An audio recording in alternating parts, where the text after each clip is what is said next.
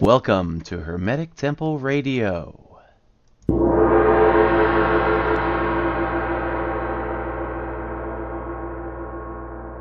Bum, bum, bum, bum. Welcome to Showbiz, baby.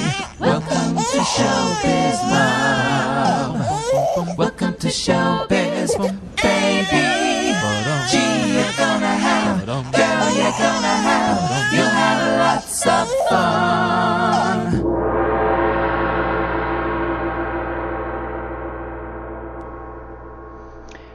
Well, good morning. This is Frater Ralph with Hermetic Temple Radio. And I thought today I'd do a little more of a lighthearted broadcast, nothing too serious. Well, actually, it is a little serious, but we're going to approach it in kind of a more lighthearted manner, kind of a positive manner. And the topic today is going to be on using spiritual power responsibly. And I got thinking about this. Actually, it's been something that's been on my mind for quite a few years after seeing a few positive uses of spiritual energy and some negative abuses and misuses of spiritual energy over the years. And I think it's something that we really need to talk about because, most people that know spiritual power exists will use it thinking, that they are absolutely in the right. And they won't stop to think about just simple ethics.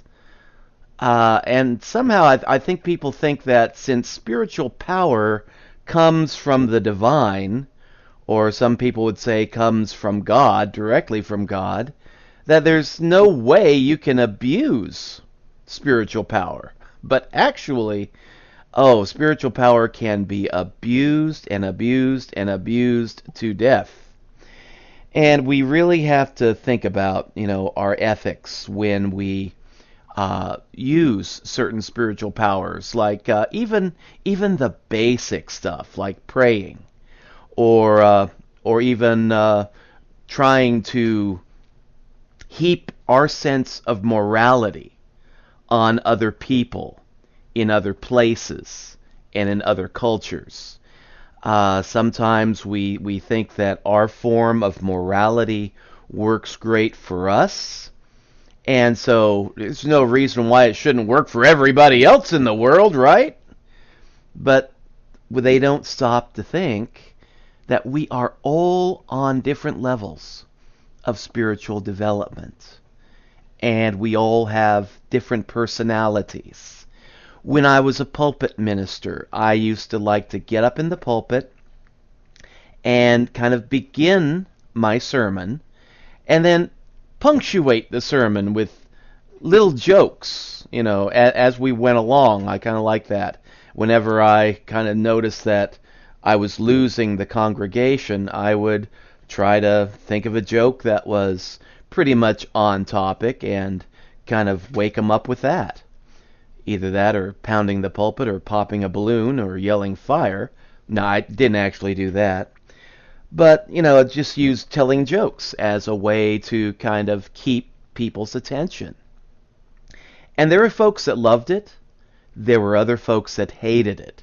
They were scandalized.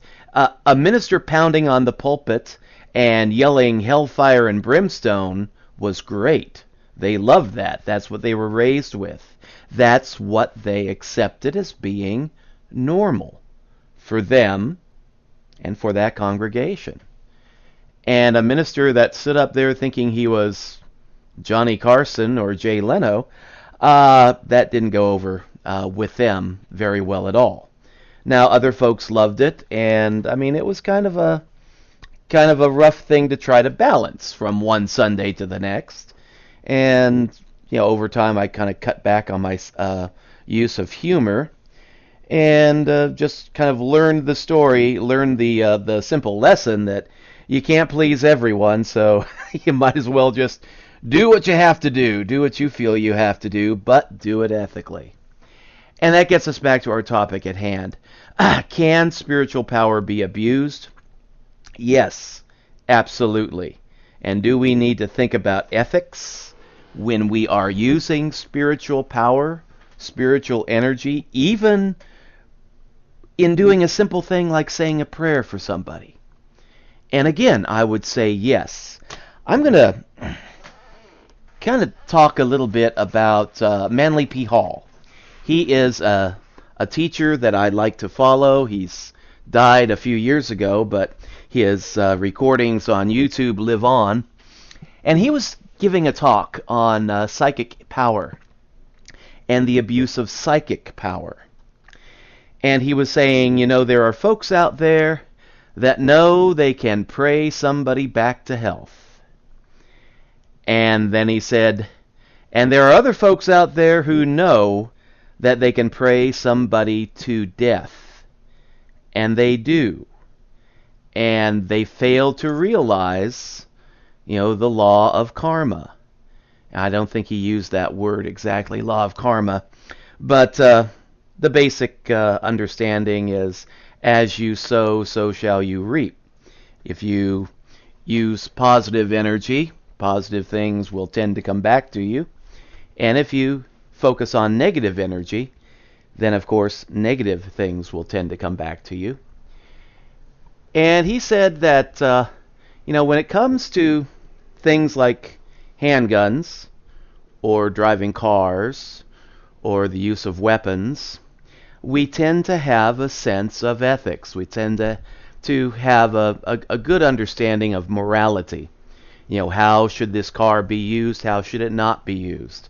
And of course, the same goes with weapons. But he said when it comes to psychic power, psychic energy, and here I'm going to include, spiritual power in its broadest sense, for some reason we don't have that same sense of ethics until, we've abused it, and then we begin to worry. And of course, Manly P. Hall used the example, if I'm praying somebody to death, doesn't that mean that somebody else can likewise use a similar power to pray me to death? And of course the answer is yes. And Manly P. Hall went on to say that psychic power is something that is real, it is something that exists, and it is something that we can easily abuse. For some people, using psychic power is like giving a loaded gun to a 2-year-old child. It's just a disaster waiting to happen. And psychic power is not rare. We use certain spiritual energies, spiritual powers all the time. It's just that most people don't realize they're doing it. And people who are of a spiritual and or religious nature, they will use their spiritual energy at least once a week if they're good religious people, or maybe twice a year during the Christmas and Easter season. By the way, Merry Christmas. And it's used, it's just not recognized by everybody yet. And in most churches, we'll talk about being prayer warriors. We'll talk about praying for people, or praying for the church, or praying for the war, and praying for this or that, and putting our spiritual energy towards, something that we're told is good.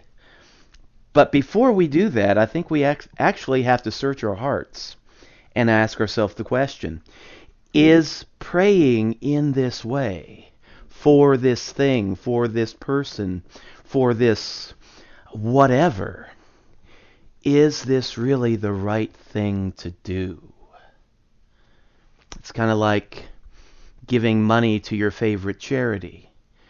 If you feel good about the charity, if you know they're doing good works, if you know they need the help, then yeah, normally, we'd write a check or push the donate button on the computer and just donate what we can to help that organization prosper and help them continue their work.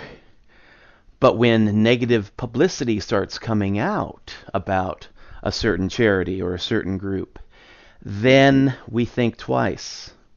We think, are they really everything that they were cracked up to be? And we do our research. Well, a lot of people, some people do their research. Other people just give, and God bless you. But sometimes they give to folks that they shouldn't be giving to, and simply because they're told it's the right thing to do. But as in other areas of life, we need to do our research. We need to find out for ourselves what is the proper thing to do, and begin to take personal responsibility for our lives, for our thoughts, for our use of spirituality and spiritual power. Manly P. Hall, in the talk that I referenced at the beginning of this broadcast, said that psychic energy is so powerful and such a temptation to abuse that he said, in his opinion, not everyone should use it. Not everyone should begin to study, certain occultic arts. And I agree, as one that has studied occultic arts and, gotten fairly deep into the esoteric, I have seen instances where these powers have been abused. And either out of anger, out of fear, out of foolishness, out of pride. And these are powerful tools that we can use, speaking of spiritual power or psychic energy. But there is also a temptation to abuse them. And before we exercise any kind of spiritual power, we have to first get our heart straight. In the Buddhist tradition, before a person is allowed to progress very far along the spiritual path, they first have to learn and begin to practice certain precepts. And I don't know all of them right off the top of my head, but basically, no lying, no use of false or empty speech, no use of drugs or alcohol. Don't abuse foods. That's also an extension of the don't abuse drugs or alcohol. Do not kill unnecessarily. Some Buddhists interpret that as being don't kill anything, anywhere, any place, any time. Others are a little more open about that and say, well, sometimes you have to defend yourself or somebody else. And some Buddhists might even say, well, sometimes you have to eat. But there's a list of precepts, and they're focused on keeping the heart pure. Or sometimes they're focused on purifying a heart that is impure. And it's focused on getting the person straight inside their heart before they're allowed to progress to the next step. The first step is always purity of the heart, purifying yourself. And then when the teacher thinks that the student is sufficiently ready, of a pure nature and ready to carry on, then the student is allowed to progress a little bit further. And there are teachers within the Buddhist tradition that do exercise, certain rather impressive psychic abilities. But they realize that this is something that has to be used properly. And in their tradition, the teaching is that if you abuse your psychic powers, you lose them. Now, I doubt that that's the absolute truth, in that it applies to everybody in all places and all times. What I think is that's the teaching that they teach to get it in the minds of their students, to kind of create a fail-safe, being that if the student believes that they misuse their power, and then they consciously misuse their power out of anger, or out of fear, or personal ego and greed, that then they will believe that they will lose their power, and then after they abuse the power, they do in fact lose the power. And it's like I don't know, just tossing somebody into a swimming pool that thinks I can't swim. And of course, what did they do? They sink. If somebody doesn't come to their rescue, they're going to drown. But take that same person, teach them how to relax, teach them that, hey, the human body will naturally float if you don't panic. You don't have to know how to swim. You just have to keep your face above water. Don't panic, and you will naturally float. And I've tried this. I was afraid of the water growing up. I just had it in my head that I couldn't swim. And then just somebody taught me, how to float. And after that, I would get into the swimming pool and I would float. I would float from the shallow end to the deep end and just naturally float. And I learned how to float before I learned how to swim. And it was great. But I believe sometimes we can have spiritual teachings too that are taught to us that are not necessarily the absolute truth, but they're true if you believe them to be true. Like if you believe you can't swim, for you that's true. If you awaken to the reality that you can float without even knowing how to swim, okay, well that's true too. But it's not something to be done lightly. And with the Buddhist tradition, they have this teaching that if you abuse your psychic power, your spiritual energy, that you will lose it. It will be taken away from you. But I have seen certain people that have broken that rule and so far seem to have gotten by with it. So there are ways around that, but I wish actually that was an absolute truth. But it underscores all the more the necessity of keeping things positive when it comes to spiritual energy and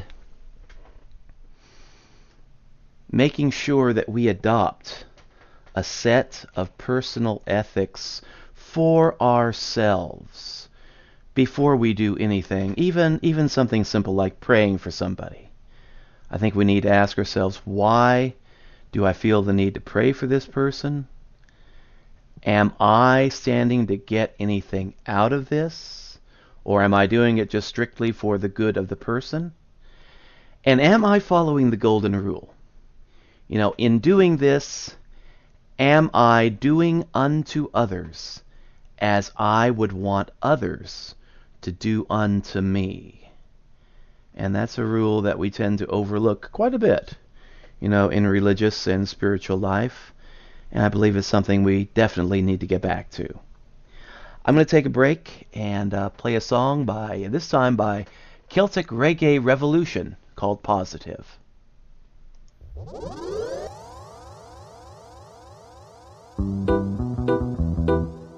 Positive people.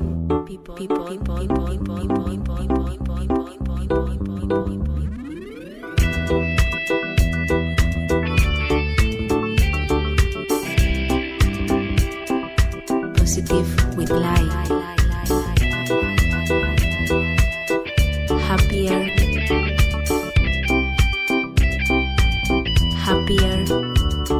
This life is always changing. Nothing stays the same. Life has got its beauty, but life has got its pain. Take the rough with the smooth and get into the groove. Nothing ever was sure, so you ain't got nothing to lose. No, positive, that's the way I wanna live. Positive change. Happier. Positive, that's the way I wanna live. Happier. There ain't no problem, there's only solutions. There ain't no problem, no. There ain't no problem, there's only solutions. There ain't no problems, no.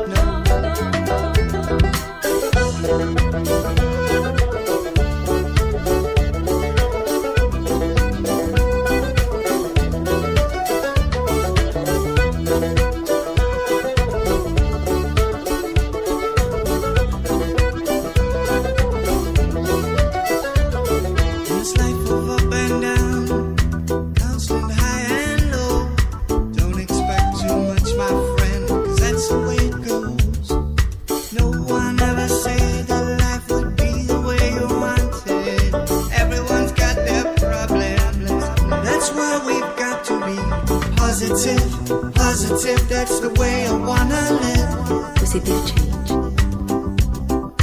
Happier, happier, Positive, positive, that's the way I wanna live. happier. Positive love, love, love, love, love, love. There ain't no problems, there's only solutions. There ain't no problems, no, no, no. There ain't no problems, there's only solutions.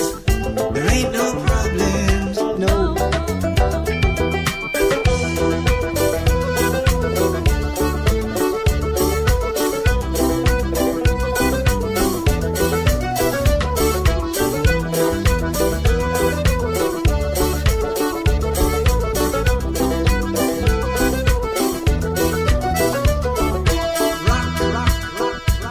And don't stop, lose the clocks. Let's talk, take the shocks. Don't be blocked, Positive love, release the vibes, unlock the lock. Unwind, happier, free your mind. Be kind to yourself, take your time.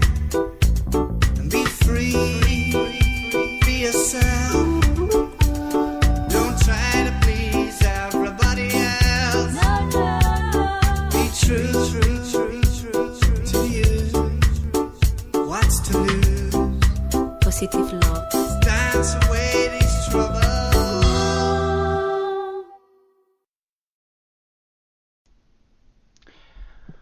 All right, now, pursuing our topic on using spiritual power responsibly, I'm going to start out with an example that doesn't really seem very spiritual at all. But actually, I think it really cuts to the root of a lot of our problems in the area of spirituality and religiosity. I heard of the story of a Christian ladies group that was doing work somewhere in Africa. And they were working with this tribe, kind of a remote tribe. And for the life of me, I can't remember the name of that tribe, but it was your primitive kind of African setting where they lived in grass huts, and the men wore loincloths, I guess when they felt the need for it, and the women wore loincloths and a little covering when they felt the need for it. But, nobody really wore shirts. Not the men, not the women.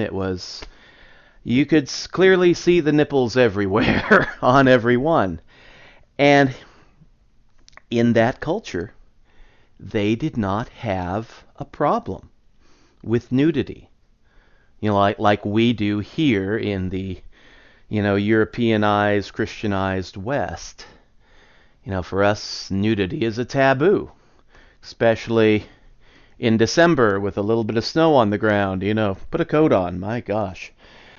But no, we have a taboo against nudity. Now that tribe, they didn't share that taboo. And they didn't have a problem with it. And they had lived for countless generations, running around half naked, and nobody got hurt, and no harm was done, and everybody was happy. And,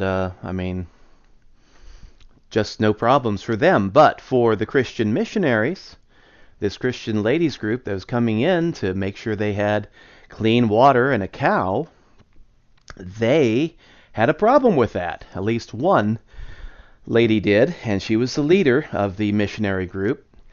So she hit on an idea. She raised money, or she may even have paid for the expense out of her own pocket, but somehow she got her hands on enough money to buy bras for every woman in the village.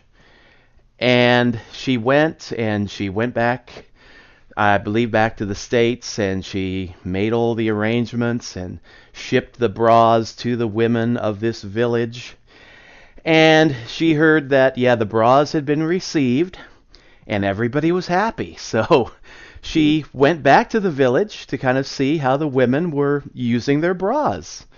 And I think in the back of her mind she was thinking, this problem with women showing their breasts. It's all solved, this partial nudity problem. In the name of Jesus, we have prevailed by simply giving them bras. So she went back to this village to see how the women were using their bras. And it's really kind of a humorous little tale because the women were using their bras. They loved their bras. They thought the bras were great. But instead of wearing the bras over their breasts, like we do here, like women do here, I don't wear bras. Just never got into it. But the women of that village, instead of wearing their bras on their breasts, they were wearing the bras around their waists and using the cups as pockets. And they thought, this is great. We never had pockets like this before. We can carry stones, we can carry seashells, we can carry twigs and stuff in these pockets. It's wonderful. And they were very happy to have their bras, not because they were wearing them on their chests, but they were wearing them around their waist like a tool belt. And this story was relayed to me as an example of why we should not try to foist our own sense of morality on other people in other cultures.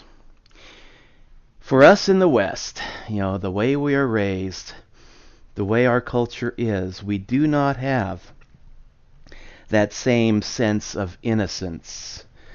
I believe that we're born with a certain state of innocence. I'm going to call it original innocence. I think we're all born in a state of original innocence. But over time, during the growth process in school, at home, in the work world, this sense of original innocence is slowly and surely beaten right out of us.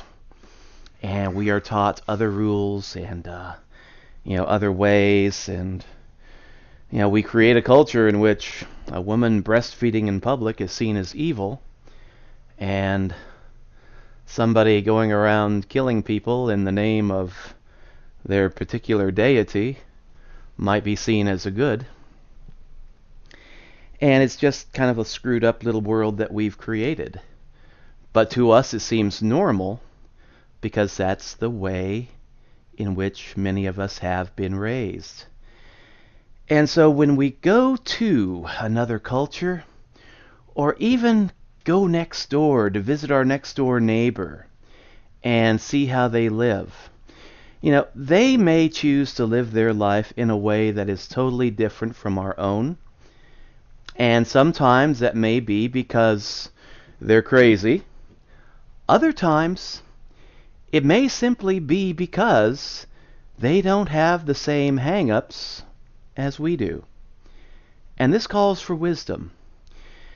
Just because somebody is on a different path, it doesn't mean that they're lost. It just means that they're on a different path, and that their path is different from ours.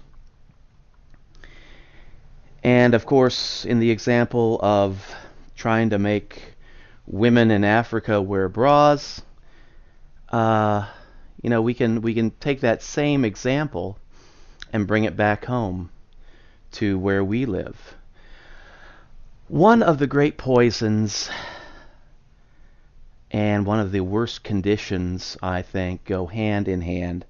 The poison of spiritual pride and the affliction of spiritual blindness. See, I think that when people do wrong in the name of their god or goddess, that they are doing wrong because they think it's a good. And sometimes they think that way out of spiritual pride. They think that my church, my temple, my synagogue, my religious group is good. We're right. We have the truth. We are God's chosen people. Hallelujah. We can do no wrong. And when you have that level of spiritual pride, people can be persuaded to do many an atrocity, firmly convinced that they are doing God's will. And you combine that with spiritual blindness, and that is a person that has been so conditioned to see things in only one way, according to only one light, that they can't see in any other way. And it's a form of spiritual blindness, I believe, that causes people from, say, a conservative Jewish tradition whose son decides to marry outside of the temple, and marry, instead of marrying a nice Jewish girl, wants to settle down with a nice Episcopalian girl, or, heaven forbid, even an atheist, and chooses to live life outside of the synagogue. Or even a daughter that chooses to marry a non-Jew, a Gentile, and forsakes her temple as well. A lot of times, well, I may be overstating that, but sometimes the parents or the father will say to that child, since you have chosen to turn your back on your religion, on our faith, you are dead to me. I have no daughter. I have no son. And I think that is a form of spiritual pride, and not to pick on the Jews. I've seen that in my own Catholic family. We had several instances where the family back, 1930s, 1940s, very strong Catholic. And then one by one, people started leaving the faith.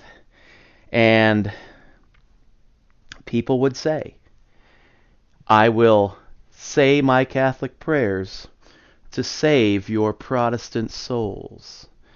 And that was the big deal. These people were leaving the Catholic Church to become Baptists. Oh my God. And it was like, you're dead to me. A very similar thing. We love you, but I'm going to pray for the salvation of your soul because you're a Baptist now, and for all practical purposes, you're cut off. You're dead to us.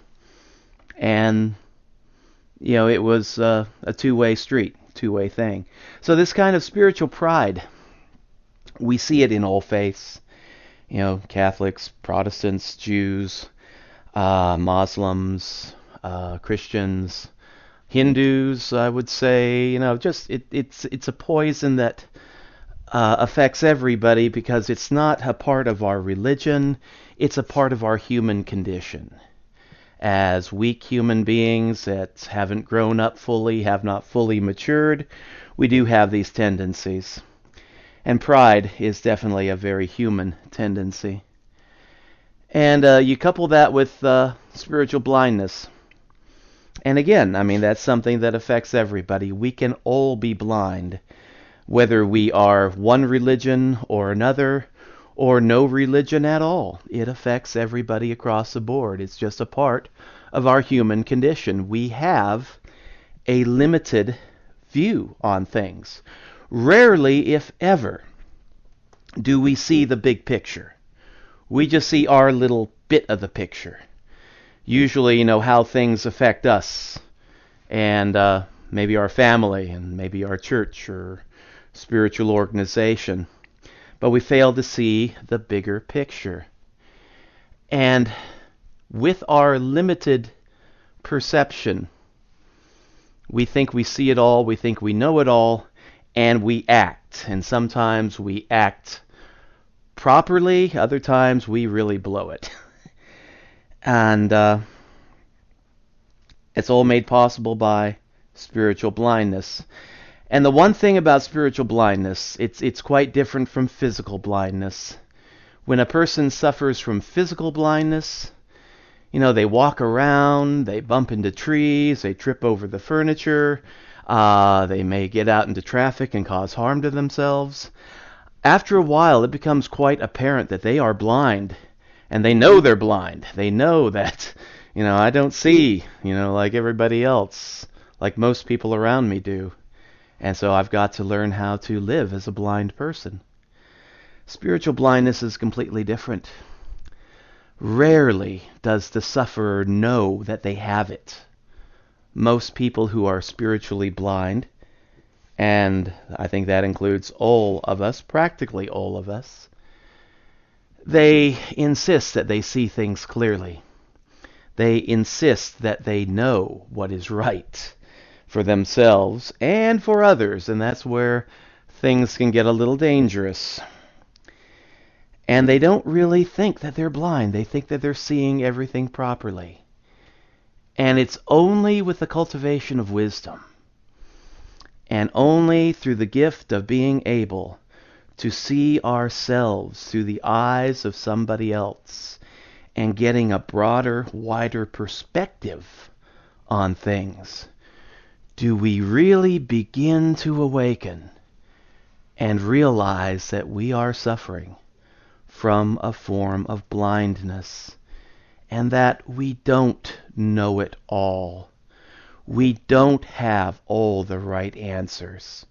We are not qualified to preach on every topic under the sun. And that takes humility. That takes self-honesty. It takes a desire to grow.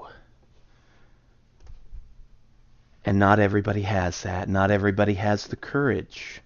It takes courage, too, to admit that we don't know it all, and that we are blind, and that we need to grow out of that blindness and learn how to see anew. One of my favorite verses out of the New Testament is, "Lord, may I be able to see." And that phrase has been used in many a good song. Lord, spit on our eyes so we can see how to wake up from this tragedy. I'm going to take a break. But yeah, foisting our morality on other people and spiritual blindness, two things we need to overcome before we can use spiritual power properly and responsibly. When we come back, I will give a few examples of how prayer can be abused and has been abused, and things to think about before we engage in a practice that really seems to be positive, but can actually be used for a negative purpose.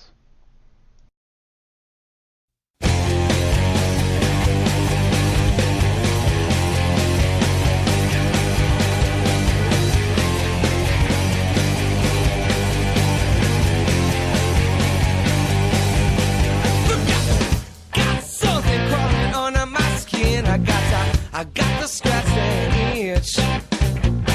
It feels so good, I got to do it again until it only hurts a little bit.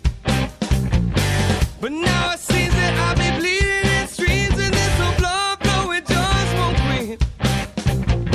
So come on, baby, put a healing on me before I have a conniption fit.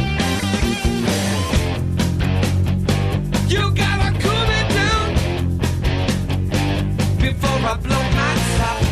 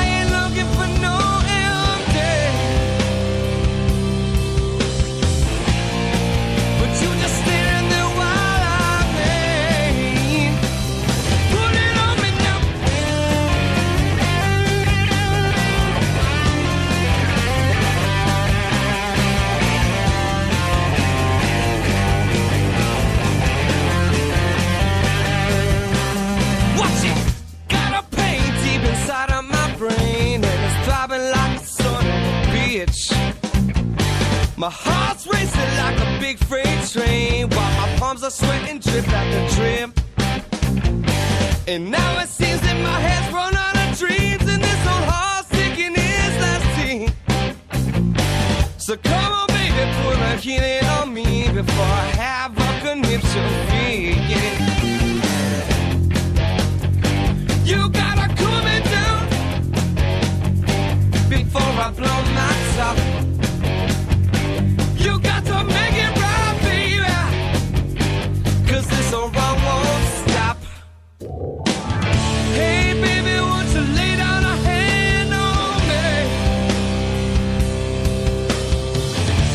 Yeah, you got all the healing I need. Oh, girl, I ain't looking for no ending. So why you stand there while I bleed? Put it on me now.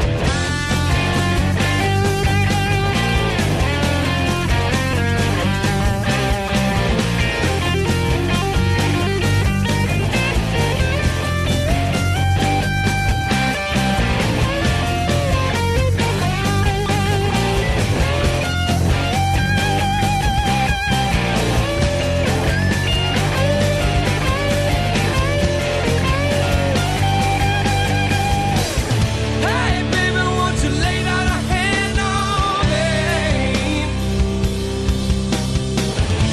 Yeah, you got all the healing I need. Oh, girl, I ain't looking for no ending. But you're still standing here while I bleed. Put it on me now. Put it on me now, now. Put it on me now, now. Put it on and on and on and on and on, yeah. On and on and on and on and on. On and on and on and on and on. On and on and on and on and on. On and on and on. Now, of all the things spiritual that seems to be the least dangerous really is prayer. You know, we hear songs like, Sweet Hour of Prayer. People will have problems and, will say, I'm praying for you, keeping you in thought and prayer, got you in mind. And, it seems like something that's kind of trite, trivial. I mean, we almost, religious people, spiritual people will almost say these words without even thinking. It's like somebody's having problems, I'm going to be thrown out of my house, within the next month, and I don't have the rent. I don't know how I'm going to get the rent. And before even thinking, we'll say, I'm praying for you. And are you really praying for him? 9 times out of 10, maybe not. Okay? Yeah. Well, maybe not quite that high, but depends on the person. Some people are very nice, very sweet about that, and they'll say their prayers, send positive energy to that person, maybe even take out their checkbook and try to help financially.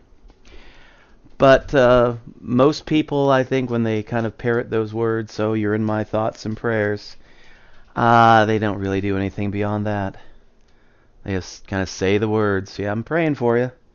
But then at night in their prayers, if they even do pray at all, they're forgotten. But prayer actually can be a very powerful tool. And like all tools, whether they be spiritual tools or physical tools, they can be misused.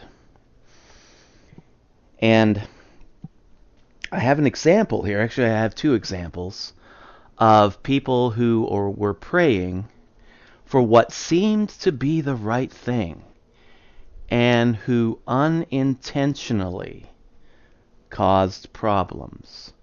The first is the story of a grandmother who was dying. A little old lady, and she had a terminal illness. The doctor said, it's just a matter of time. You need to let her go. Say your goodbyes. Her time on this earth is done. Family could not accept that. And the family was a very religious family, and they thought, surely God can heal, our mother, our grandmother. And they prayed. I mean, very, very religiously, very, very strongly for the healing of this old woman. And the prayers kept her alive, but she really didn't snap out of her coma that she was in until one day. I don't know how long she was in this comatose-like state, but one day she awakened and she was able to communicate to her granddaughter. And she said to her granddaughter, my time is through. I'm ready to go. I'm ready to meet my Maker. But there's a problem. Your prayers are keeping me here. You have to let me go, or else I won't be able to go on and meet my Maker and be happy in the afterlife. She didn't use those exact words, but that was, you kind of get a feeling for the intent. The family's prayers were keeping this woman alive, and she was ready to go. She knew what the score was, and she was at peace with that. But the family was not at peace with that. So she told the granddaughter, I love you all, but please let me go. And after that, the grandmother lapsed back into her coma-like state. And the granddaughter reported back to the rest of the family, and they talked it over, and they thought, she's right. We need to accept the inevitable, say our goodbyes to our mother, our grandmother, and let her go, and let her be at peace. And they did. And what they did is they shifted their prayers. Instead of praying, demanding, asking the God of their understanding to heal this woman, they began to pray, if this is her time, we let her go and we wish her a peaceful transition. We let her go, we place her in your hands, take care of her for us. And after they shifted their prayers in that way, it was only a matter of time, a very short period of time, before this old lady died. And she died in peace. She had the family around her, and they were able to say their goodbyes and let her go, and it worked out. But before that time, I don't know how many days or how many weeks, or even if it was a matter of months, that they were praying for this woman's healing. She was kept in this limbo-like state, caught in between worlds. And until they really made that choice to let her go, they were doing her more harm than good through their prayers, praying for her healing. And that's a problem, with spiritual blindness and just, I don't really want to call it spiritual blindness. It's really a problem with our human emotions, a misuse, misdirection of love, because they weren't praying to keep that woman in a limbo-like state out of malice. This was something that was done out of love. But they weren't able to see the wider picture. They could only see according to the earthly plane. And their love said, she can be healed, and we want her to be healed, and we want her to stay here with us. But of course, one of the lessons that we need to learn in this life is that all things are transitory. All things must pass away. And no matter how spiritual you are, no matter how fervent you are in your prayer life, no matter how great your spiritual powers, with a few exceptions, the rule for most of us is that we're born, we live, we die, and then we go on to other things. Some would say life in heaven. Others would say a brief stopover in the spiritual realm and then a reincarnation back to the earthly realm.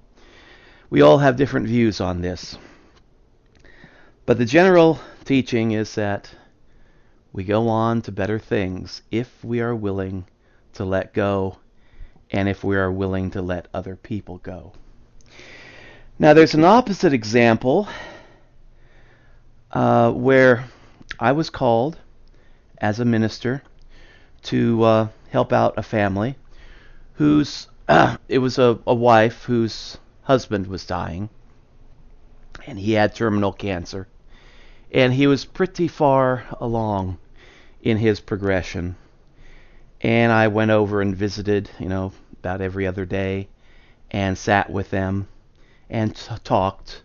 Nothing deep, nothing spiritual, just being there.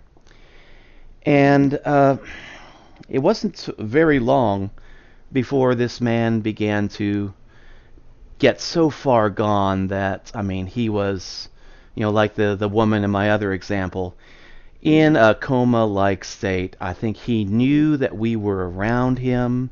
He could hear us talking, but he just couldn't respond. And he stayed like that for quite a few days. And the wife told me, I've called the family. They're all coming. The family was from all around the United States, but they had the ability and the finances to be able to travel. And she told me, the family is coming to be by his side during his last moments. And I think I know what's going on. This husband of mine is just so stubborn, he will not let go until the family is there so they can all say their goodbyes. And I looked at him, and before he had gotten too far along in his cancer and was able to talk, I knew that, he was a straight shooter. He told me point blank, I don't like ministers. I don't like preachers. But I think I like you.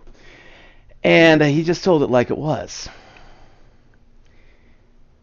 And I thought, this stubborn guy, he is waiting. He's waiting for the family to come. So I thought, okay, I'm going to let this kind of educate how I interact, with him, with her, and with the family. And when the family all gathered together, the adults of the family, we all were chit-chatting, and we were all agreed that, yes, he's holding on. Now that we're here to say goodbye, he can finally let go, die, and find peace. So I thought we were all on the same page, and I didn't foresee any problems. And I offered up a prayer once everybody was gathered, and once everybody had had a chance to say their goodbyes. I then offered up a prayer saying, God, thank you for the gift of this life, and be with your servant, and if it be your will to take your servant at this time, then let it be so. And I included in the prayer, we let you go. We're all here. We let go of you. Do what you must do. Speaking not to the God of my understanding, but to the old man who was dying of cancer. And it was within a few hours after that, shortly after nightfall, he let go, and he passed on. And the family, for the most part, was good with that. All except one little 7-year-old boy. And he began to give me the strangest looks. I would come over to visit with the family, and he would look at me like I was Charles Manson. And I began to get the picture. He thought that I was the minister who came over and through prayer killed his grandfather. That's what was going on in his mind. And my mistake was, I had talked with the rest of the family. I had spoken with the adults. And I had assumed that we were all The whole family was on the same page with this. I didn't take the time to talk to the children. And I didn't stop to think, how is this going to impact this child? Over time, he was able to make peace with that and realize that it was his grandfather's time to go, and we were just releasing him. We weren't killing him through prayer. But I think when we're dealing with people in a situation like that, we really need to take everybody's heart and feelings into account. And that sometimes we just don't do that. We just assume. And you know what they say about what happens when you assume. I can't really say the whole thing on the radio, but we just really mess things up. I'm going to play another song here. Let's find something kind of Christmassy. Oh Holy Night. And then we're going to wrap this up.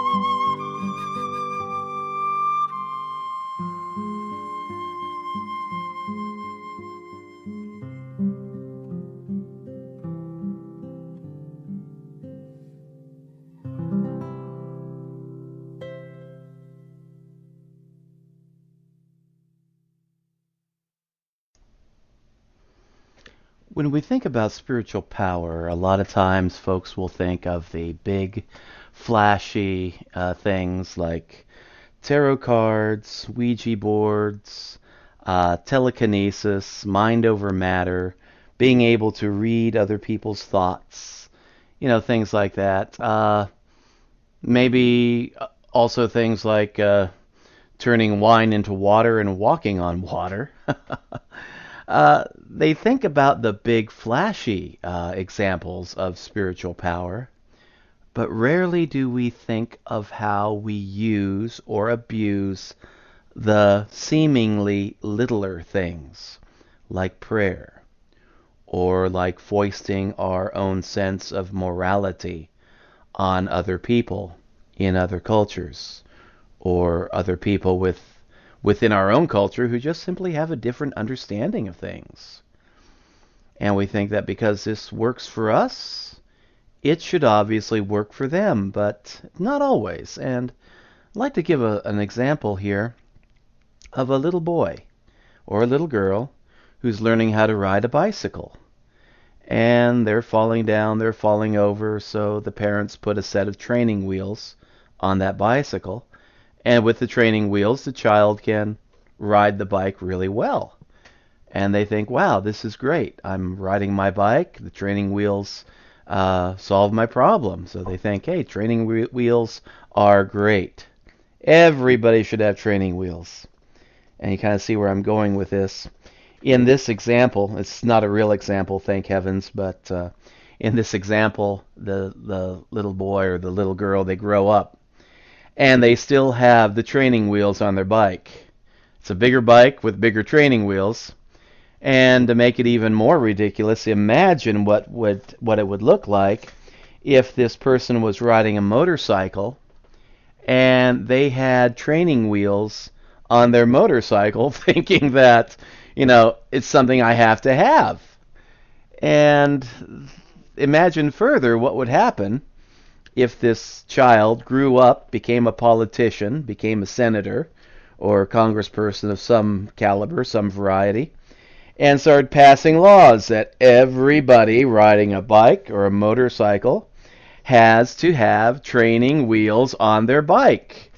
And it's a matter of public safety, for crying out loud. It has to be. Can you imagine Evel Knievel jumping over 20 buses at Caesar's Palace with training wheels on his motorcycle? I mean, in that example, we can see how ridiculous it is to hold on to something that is helpful to certain people in a certain place and a certain time for a rather short period of time, but deifying it and hanging on to it like this is something that is good for all peoples of all times, everywhere. Everyone must do this, or your soul is in jeopardy. And unfortunately, that's the way it is with a lot of the doctrines and dogmas that we see floating around, not just in Christianity or Judaism or Islam, but a great many of the major religions out there. And it's refreshing to be able to see people of a more enlightened nature that are able to say that, yes, this teaching is good for me. It's been a benefit to me, but I'm also awake enough and aware enough to know that this may not be beneficial to others, and indeed it may very well be harmful to others. It's good for me in my current state of spiritual development, but it doesn't necessarily mean that this is something I need to ram down the throats of everybody that I encounter. And that takes a good amount of spiritual awareness, spiritual insight, and humility to be able to say, okay, this is good, but it's not for everybody. And this is good, but it's not necessarily something that's going to be good for me to keep on doing for the rest of my life. One of the problems that we deal with, something that I have personally dealt with myself, is helping people transition from one religious mindset to another based upon their state of spiritual awakening. There are some folks that are raised in a certain religion, and for a while it works for them. And they grow and they develop a good sense of spirituality. And they grow and they progress. And then, after progressing in that religion for a while, for some folks it may be decades, for other people it may be a shorter length of time, but they begin to feel like there's something more I need, and I'm not getting it here. Where do I go? Where do I look? What do I do? And with some people, what they need is just like let's just call it a spiritual supplement. A little deeper teaching along certain areas. And then once they get that deeper teaching, that deeper understanding, they can go back to their church of their birth and just function and be a blessing to other people, function well and just benefit themselves and other people too, and just be a real asset to that spiritual community. For others, their awakening has taken them to a place that is rather scary and uncomfortable because they begin to realize that they have grown out of their religion of their birth. And that can be scary because a lot of religious traditions tend to teach that, we are God's chosen people. It's not just the Jews that teach that in some of their synagogues, not all, but some. Christians also get that idea, and Muslims also get that idea that we are God's chosen people. We alone have the truth. And even pagans. I've run across very fundamentalist pagans that believe the same way. We alone know the real teachings of Diana, and everybody else is an imposter. And they don't tolerate opposing points of view. And sometimes that attitude is communicated to the faithful subtly, and sometimes you're just hit over the head with it. And when if a person, it doesn't happen to all, it's happening, I think, now to more people than what it used to. But some people come to a state of awakening where they realize that this no longer works for me, and it will not work for me again. It's kind of like a 40-year-old man trying to get on a tricycle that he used to ride when he was 3 or 4 years of age. No matter how much he loves that tricycle, no matter how much he may want to ride it again, it just no longer fits. And so a person comes to a point where they have to detach with love and just have the freedom to be able to move on. And again, I'm not advocating that everybody one day must leave the religion of their birth.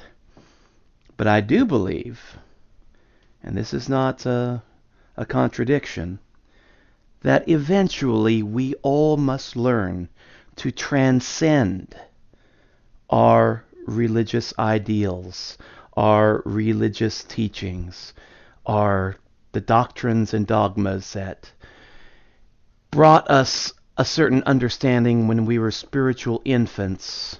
But as we grow into spiritual adults, we need to be prepared to leave these things behind. Like that small tricycle. We love it. We are happy that we had it. We're thankful that we had it. And we're even willing to pass it on to Somebody else. Hey, I had this when I was 3 years old. Here, you're 2 or 3 years old. Why don't you take this if it's okay with your mom and dad? We pass it along. We don't we don't belittle it. We don't make fun of it. We loved it. We cherished it, but we had to leave it behind. And that's the point that I've eventually gotten to. And it's kind of an uncomfortable spot, too, for me sometimes.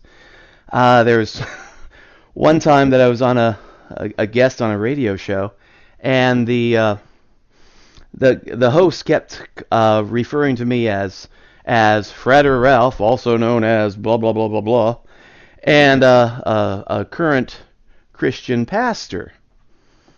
And I don't know. I thought I had gotten it communicated that I am Fred or Ralph. I have left the old behind, and I am no longer a Christian pastor.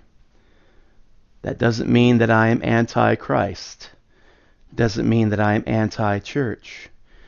But it means that in my own personal walk, I reached a place where I had to let go of my former attitudes, former beliefs, my former worldview, and I had to adopt a much wider worldview. One not in which we are divided as Jews and Muslims and Christians and pagans and atheists, but a worldview in which we are all brothers and sisters, children of a common multiverse, children of a divine source that is so wide, so encompassing, that no religion has ever been able to fit it into a bottle and mass market it. Something that has to be given room to roam and breathe. The divine source to me is like similar to the waters in the ocean. The waters in the ocean are wide, vast, deep, and powerful. They have the ability to wash up, lovingly on the seashore, on the beach. And they also have the ability to come in the form of a tsunami and just wipe out entire cities and rearrange entire coastlines. The divine source is similar to that. And when you try to take the ocean and put it into a little bottle and say, this is the ocean, to me that is idolatry. To me that is missing the point. And in my own personal awakening, I found that I had to transcend the religion of my birth and regard it as a part of my past in order to go on into a more awake, more accepting, more loving future. And that's just me. It may apply to other people. In fact, I know it applies to other people. But it doesn't apply to everybody. Some folks are going to be perfectly happy in the religion of their birth or some other religion, from point A to point B to from the cradle to the grave, from conversion to the grave. And other folks are just going to have to leave it all behind and realize this no longer fits. And so that's a part of taking spiritual power responsibly, is giving yourself and other people room to grow and to just be able to cultivate and develop the wisdom to overcome our spiritual blindness, where we know, okay, this was a good thing at one point in time, and it helped me.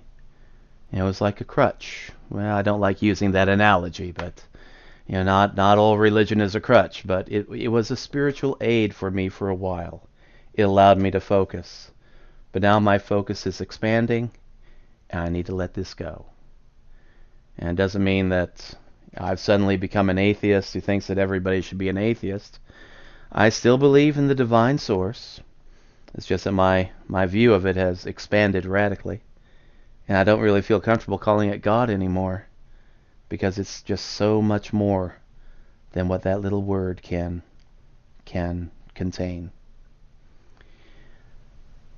So when we're using spiritual power, even like the power of prayer, the power of spiritual counseling, the power of just chit-chatting with other people, the power of our words can have great effect.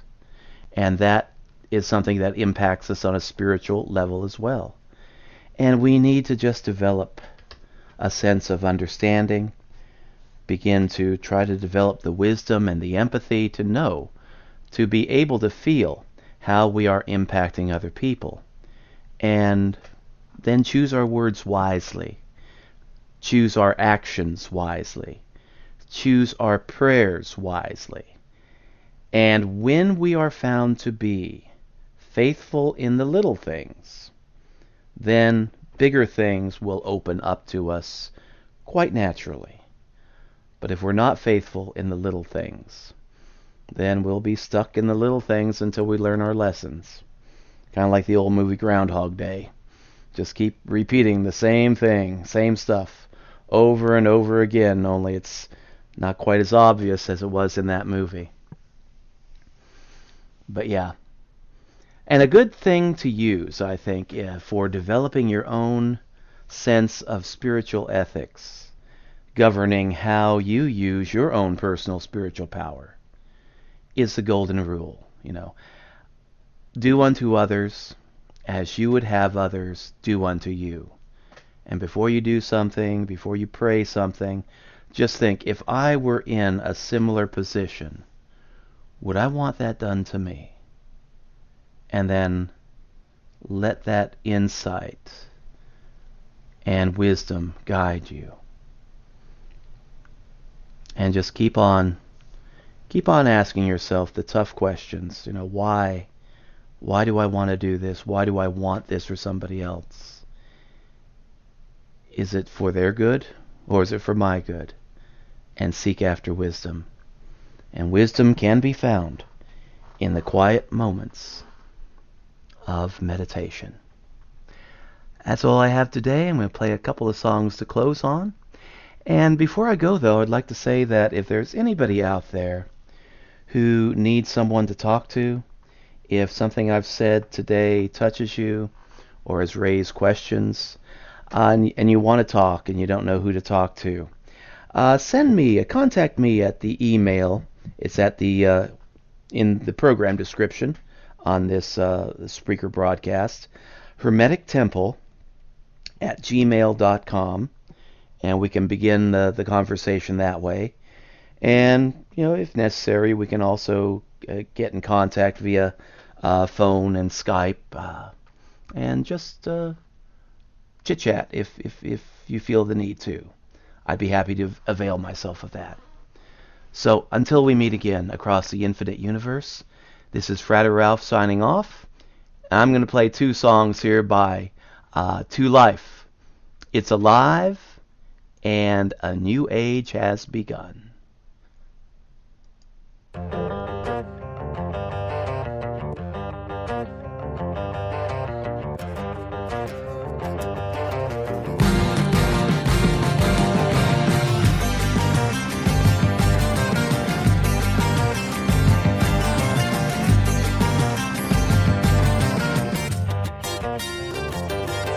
We pray on the steps, the steps of the temple.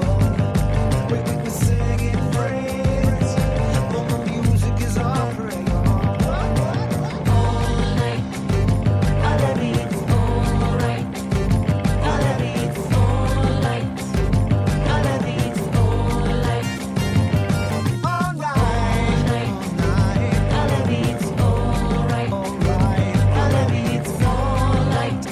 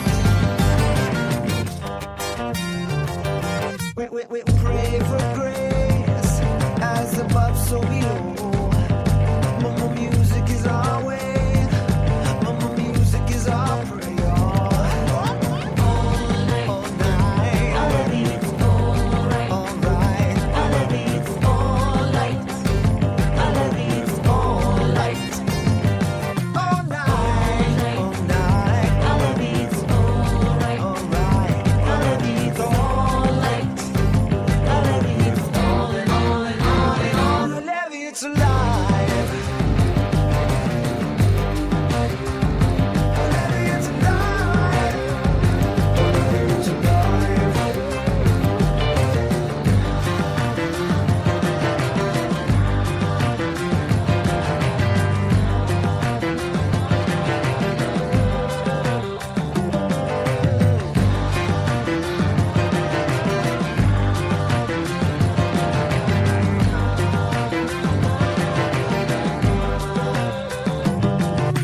Praises to the Lord, sing hallelujah. Jah Rastafari, praises to Jah. Oh, great spirit, hail high one, Hare Krishna, Krishna, Hare Hare Rama. Allahu Akbar, Ya Rahman, give us the strength to do all that we can. Give us the sight to see all that I am. Hear our prayer that we may understand. All night, already it's alright. Already it's alright. Already it's alright. All night. Already it's alright. Already it's alright.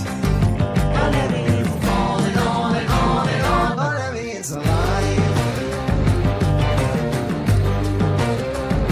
Already it's alive. Already it's on and on and on and on and on.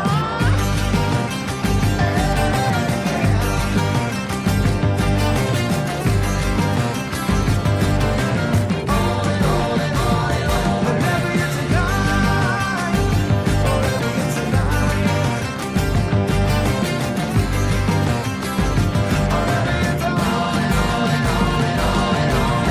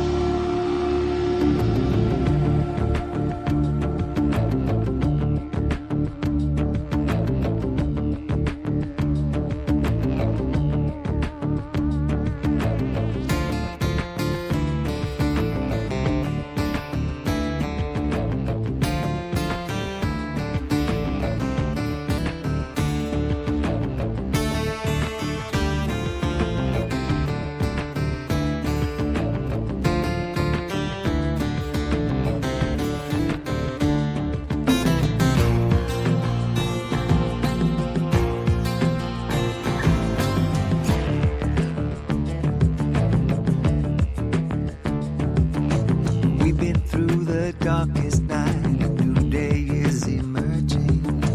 Now we face the lessons from the choices that we've made. The time has come to make things right, depends on what we're serving. People rising everywhere, hear our voices say, a new age has begun.